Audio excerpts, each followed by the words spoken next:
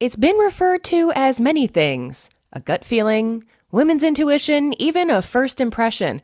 This month, we're covering the subject of intuition with today's focus on trusting your gut. Light from Lantern presents Knit a Spell. I'm Magical Maker Katie Rempe.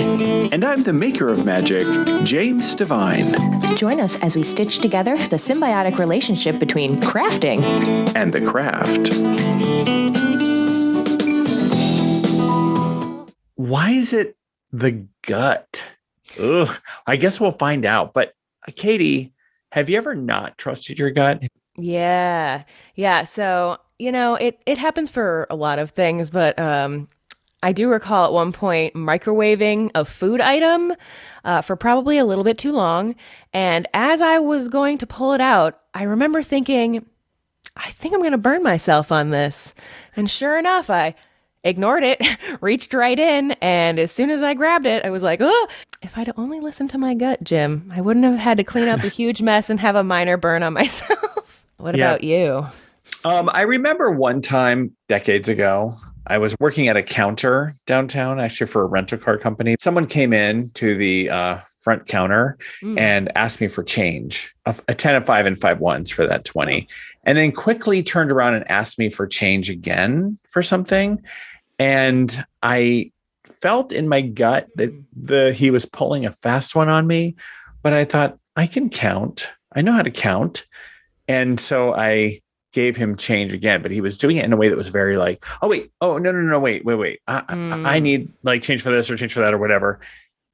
And sure enough, he shorted me $5. From that $20, he walked away with $25 with his fast talking. And I didn't realize it until he was out the door. And I was like, oh, I knew that these kind of little scams happened, which is why, the company policy was like, don't give out change, because it's just easier to tell everyone not to give out change.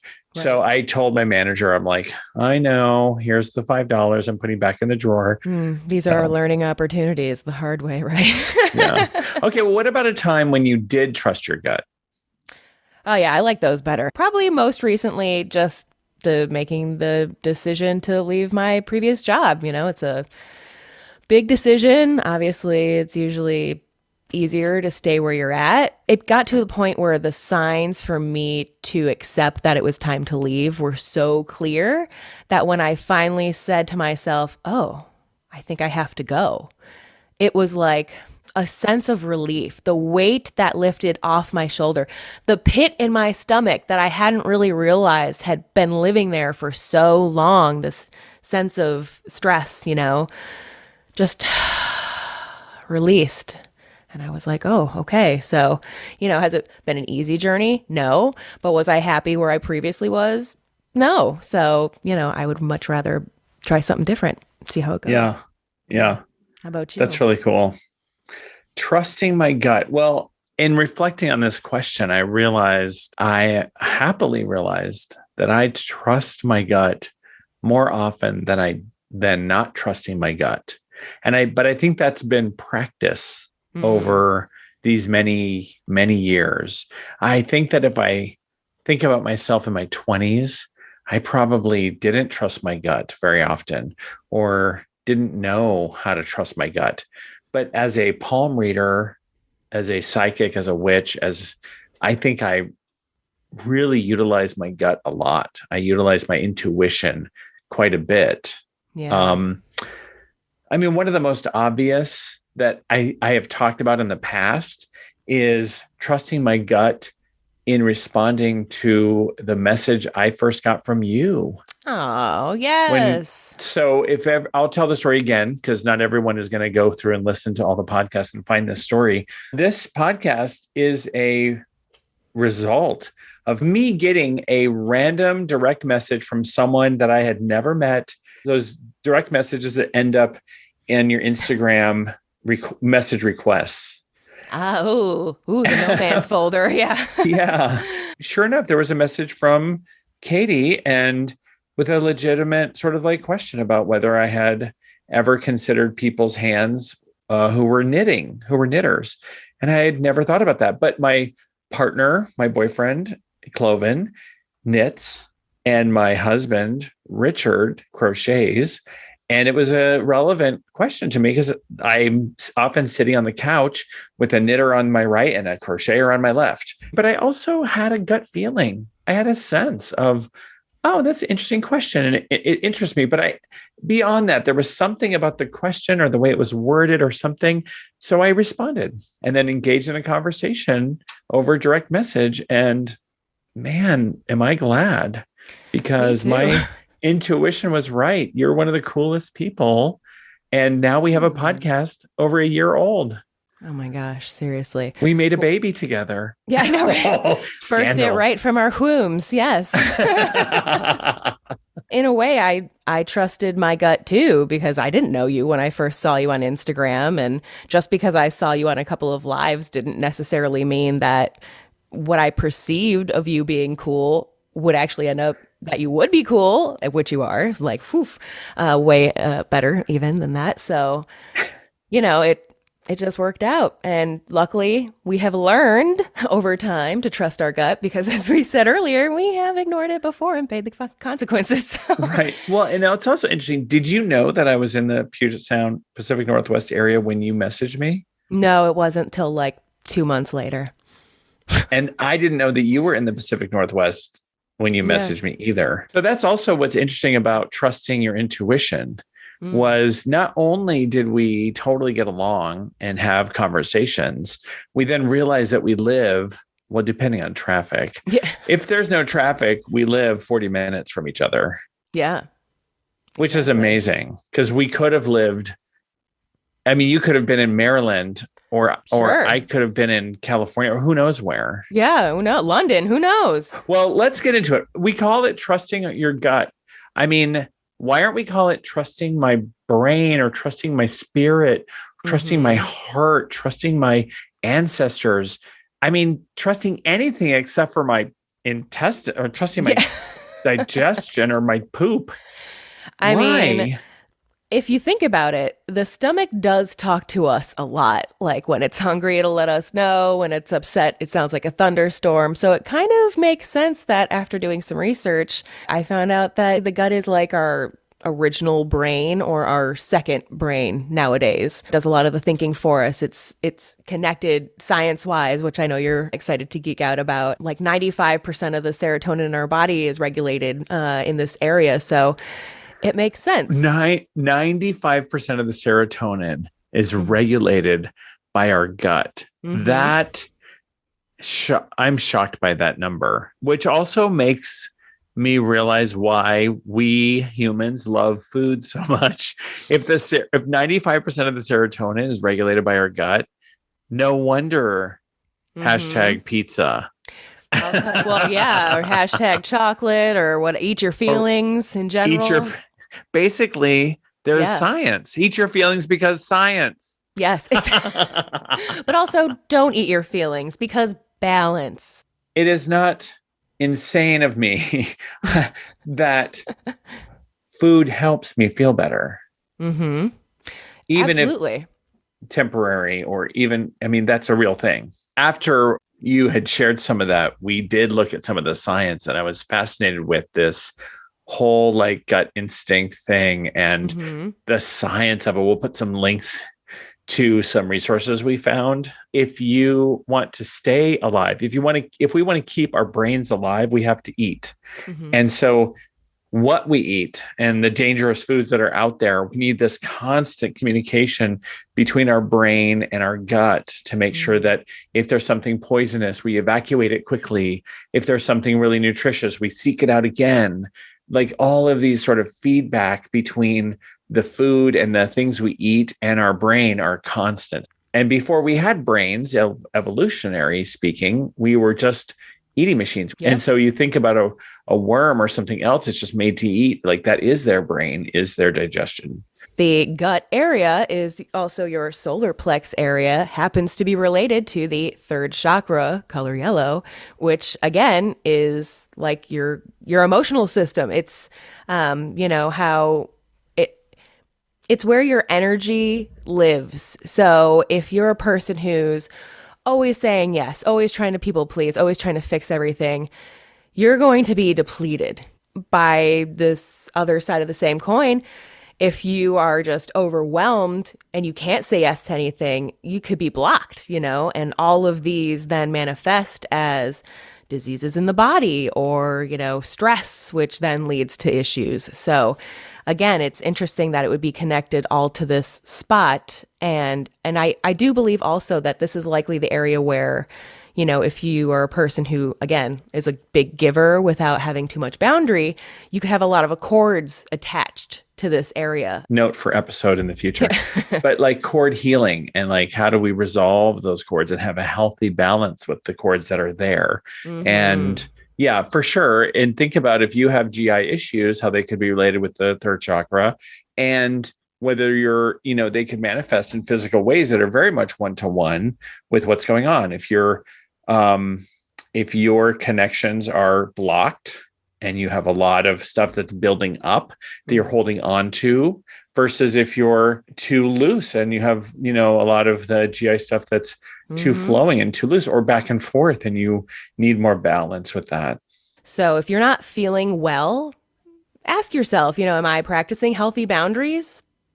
Because if not, it'd be a great time to change and help yourself out. Even if for 1 week, if you're someone who always says yes, just 1 week, say no and just do things that you want, or don't do anything, and reflect on how you feel afterwards. Did the world fall apart? Probably not. And do you feel a lot better? Probably. So yeah, there's a lot of power in saying no, like we've talked about before. Change also takes time. Talking about change and those things, I practiced doing a vegan diet for a week. Oh, that was very painful because my body wasn't prepared for the amount of legumes I was eating. Oh yeah. And making little changes over time is also something really good with balance too. But the metaphysical side is also thinking about how that contributes to the things that are physically there as well when we are looking for balance. And I love that suggestion, which is like, am I a people pleaser or am I blocking things or stuffing things down? And what is one little thing I could do to practice something a little bit different and then notice what's happening? Exactly. Yeah. We're never a master at anything. We're always learning. So I love that. Yeah, that is so true. And when we talk about the gut feeling or intuition, intuition is often, we think about this, I'm going to follow my gut, or I'm going to have a sense in my gut. And you talked about sometimes there's a pit in my stomach. And there's some science to that. Like I used to feel it when I spent too much money. I was like, I don't know what my balance is on my ATM, but I feel, way back, I'm like, oh, I feel like I'm spending too much money, or I feel like that's not right, even though I didn't balance my checkbook yet. And sure enough, every time I'd be like, oh no, that was right. I'm on the edge. Good. I don't want to bounce a check. Remember bouncing a check before overdraft? So cute. There's a difference between feeling sick to my stomach from fear. And I think that this is around like your job, like leaving your job, like having the apprehension from, I'm going to die because I'm about to fall off a cliff, or someone's about to kill me, pit of my stomach fear, versus the excitement or the standing in the presence of greatness or of potential success or potential freedom, or like the fear of being free of the shackles.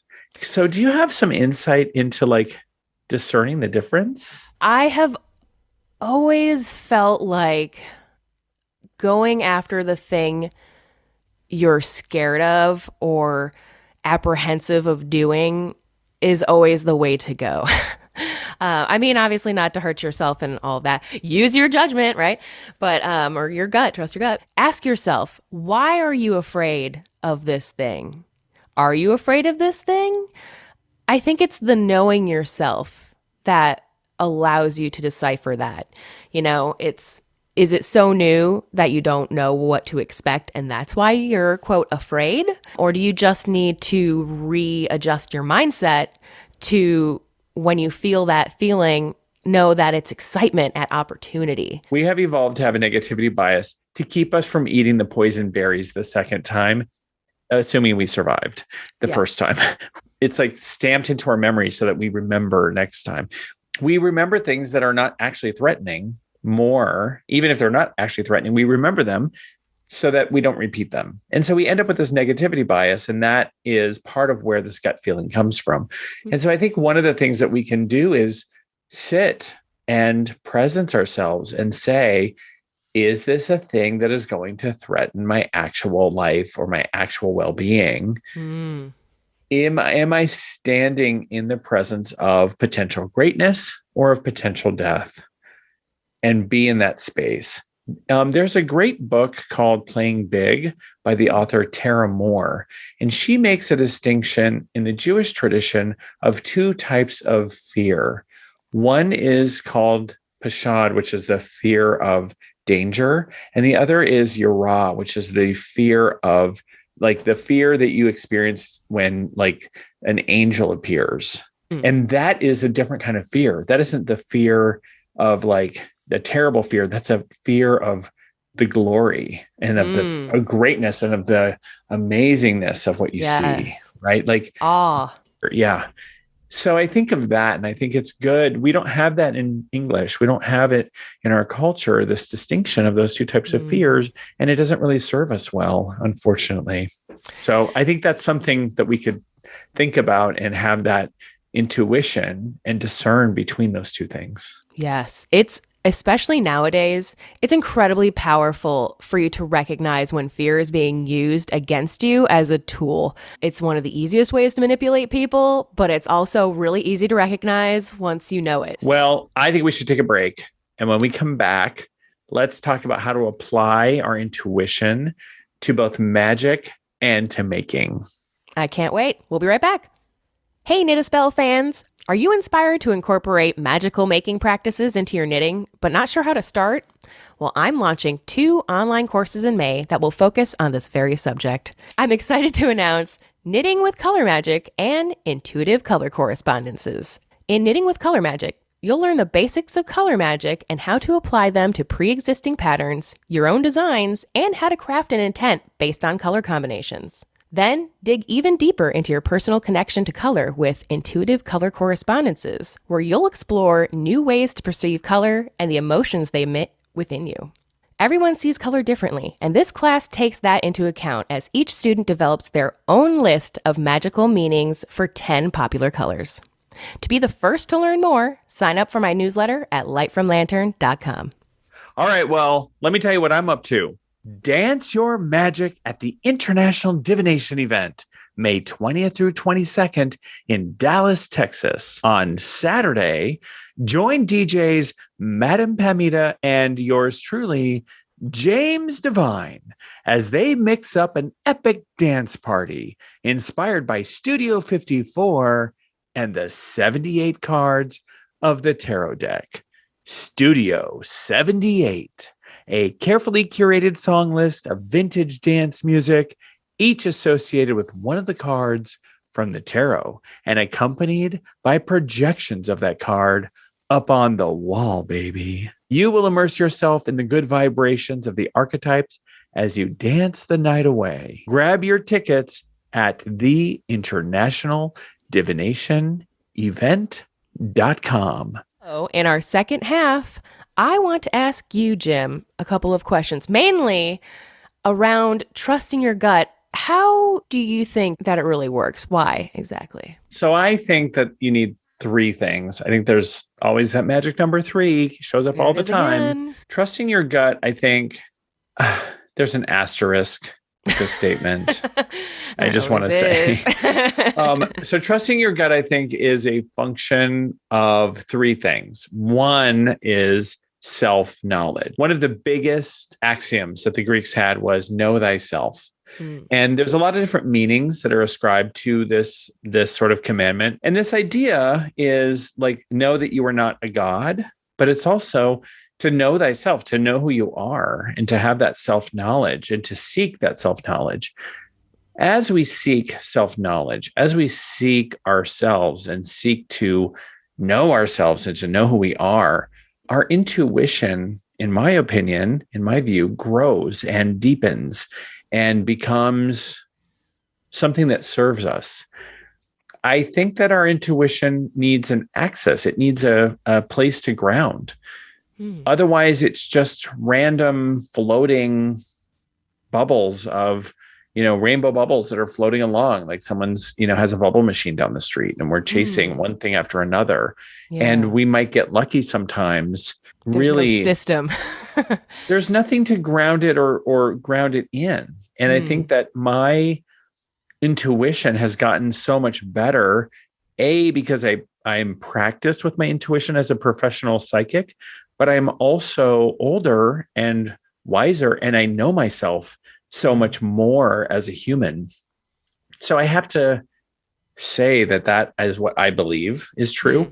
Now, why the asterisk? Because of course there is psychic, unknowable, random, like how the heck, I had no business knowing that information. Yep. And yet that information was given to me. And I have to say that, yes, that happens. And that's a real thing. Absolutely. So I think number 2 on these 3 points that I have, and these are in order of importance. Second most important is knowledge of your craft, and I mean that with the lowercase c, with like knowledge of the craft of knitting or painting or crochet or weaving or cooking, whatever the craft is that you do. And then craft with a capital C, with your magical craft, with your practice in the, magical work that you're doing. And if you're knowledgeable, if you understand what the 4 elements are and what they mean and how they show up, if you're knowledgeable in magical tradition and you're trained in it, if you have that knowledge and you have your self-knowledge, you're starting to build a good foundation for your intuition to pull from and to be then grounded against something even more tangible and a system or of a mental model for it to, bounce against. Oh, now I understand how these colors go together with the yarns that I picked. Oh, now I understand how these elements interrelate in this magical working that I'm doing, for instance. Sure. Yeah, good call. And then finally, it's the skill. Do I have the skill to hold the knitting needles in this way, or to do this yarn over, or to, actually understand how to do this color work deftly and quickly, or carefully and slowly, either way? Do I have the skill to write these sigils in a way that is clear, craft this ritual overall and facilitate it for this 30 people? And so these are practice in your skills that then are the third level of that build upon knowledge of the craft and then knowledge of myself. And so I think it's this little pyramid type of diagram that I think helps with the foundation of intuition. And when we have those built, I think that then can be applied to anything, but especially where we have a gap. So to the level at which I have those built, and don't get down on yourself if you don't have those things. You are fine. You are perfect where you're at. You're growing those things. You're working on those things. Maybe you're new to witchcraft. Maybe you're new to knitting. Maybe you're new to cooking or painting or whatever it is. That's fine. Yes. You're new to discovering yourself. You've just come out of a very restrictive religious environment and you're just discovering witchcraft or magic. That's great. We're inviting you to discover and to welcome you with love. Yes. To enjoy the process. Yes. Yes. So you can apply this intuition now to where you're at and know that it's going to be a beautiful exploration. And you can apply this where you have a gap in knowledge. So you don't currently know something, and you can use your intuition while you seek knowledge. How many times have we used our intuition when we didn't know something and we pulled a book off a shelf and we found what we were looking for? Yes. Or we've opened the book to that spot and we've been like, oh, that's just what I was, or we've talked to somebody and the conversation was just, isn't it funny? I was just thinking about that thing and I needed to know, and it came up. Or we ask the universe for something and then someone shows up and they deliver the information or something really related to the information we were seeking. So it shows. Happens. Oh, I know. Me too. It happens so often. It also helps when we're saying, oh, I don't know what crystal is best for this working. I wonder what crystal, and I don't have a way to get that knowledge. Maybe I'm out in the middle of the desert or somewhere. But this seems like, from what I do know, it would work. And I'm just going to use my intuition. Or I found this plant and I didn't bring a book with me, or it isn't in the book that I have. I'm just going to use my intuition. Don't eat unidentified plants or rub them in an orifice or anything. But I can use it or breathe their smoke. But I can use it in a ritual way that's safe. And I can use my intuition in that way. So that was kind of a long answer, but what is your reflection on that? I agree totally. If you don't know what you want and what you're thinking, then having intuition is meaningless. Probably you're going to write it off really quickly and do nothing about it. For making, I have used intuition in terms of like, what color am I going to pick for this person? Okay, yeah, part of it is I know the person and I know what kind of colors they like.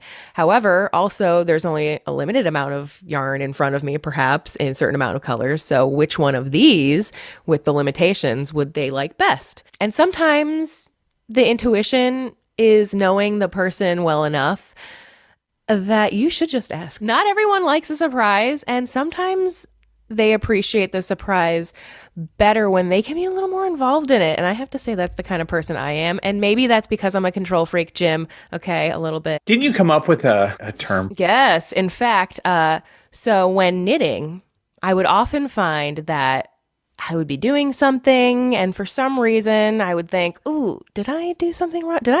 Nah, it's fine. It's probably fine. And I have coined this term as knit-tuition many times, Jim. I have ignored my knitter's intuition and then found myself pulling back rows and rows of work to go back and fix the thing I wasn't paying attention to, but apparently knew somewhere. I've gotten much better at noticing that one because ripping out's a drag. I love that term, knit tuition. And I think that if you're a cook, you have a cook tuition. Totally. And if you're a crocheter, you probably have a crochet tuition. Maybe that's what a sculptor feels like if you're one looking at a block. I remember being in a fine arts class in my early college days and getting a big rock of soapstone to carve into something. And I was like, but it's just a stone. I didn't have like the conceptual mind at that point when he was like, well, so-and-so just saw the sculpture in there and then carved it out. And I was like, what? So, I think that's maybe part of intuition as well. It's that inspiration of newness kind of in the same realm. What do you think? Yeah, my first degree is in fine art. I remember telling my mom, even as a young kid, she asked me, because I would draw all the time. She would say, what's the most inspirational thing to you? And I looked at her and I said, I think I was like 7. And I said, a blank sheet of paper. Oh, Jim, that's I know. deep. Out of the mouths of babes, right? Dang. I didn't think about it. I mean, I didn't think it was very profound at the time. She told me this later also. But I've always thought that a blank sheet of paper was the most inspiring thing because, oh my gosh, I could draw anything on that blank sheet of paper. We were always encouraged to express ourselves creatively. What's your opinion? What keeps us from trusting ourselves? Do you think that there's a block? I think personally, some people don't like taking on responsibility of things. So when you commit to making a decision like that, whether it's to trust your gut or not, that's still a choice you're making. So I think if you're not the person that wants to even take the risk, you're probably not even going to want to look at the signs. But again, I think that's part of knowing yourself. Maybe those people don't really know what they want. So it's hard for them. It would be an impossible or a huge anxiety for those types of people to get the blank paper because everything's possible. And thus it's a crippling thing, isn't that kind of ironic? Yeah, like overwhelming analysis paralysis or something. Yeah, exactly. It's way easier to create in most cases when you have some guidelines to follow. So. Yeah, that's true. There is studies around creative constraints being actually spurring more creativity than like a green field. As a social scientist oriented person, our society is not really set up for us to trust our intuition. In the patriarchal, capitalist, misogynist, all the things, society that we have, it isn't like we are socialized or we're taught or we're supported to trust our intuition. Yes. Instead, we are really taught observational science. And there's good reason for that, for sure. And we're not taught any other sources of wisdom. And we are in a society that is really Christian more than it is anything else, Yeah. no matter how we're raised at home. So the idea of intuition is very restricted to specific ways in which it's appropriate. And following that intuition is something remarkable because it's not normal or normalized or really allowed in common society. So I think that that's something that also blocks us from thinking about it all the time or feeling like it's able to be used in a common way. So I think that's something to also give ourselves a little grace around.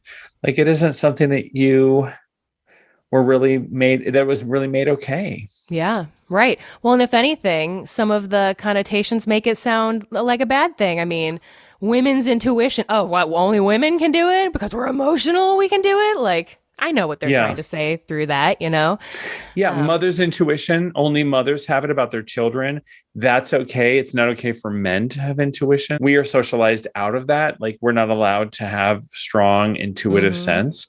That's very much a toxic masculinity that's ingrained into men, that we are not allowed to be intuitive. And it's heartbreaking because it kind of destroys sensitive men in a lot of ways. That's why, you know, little sissy Jimmy was called too sensitive. Huh.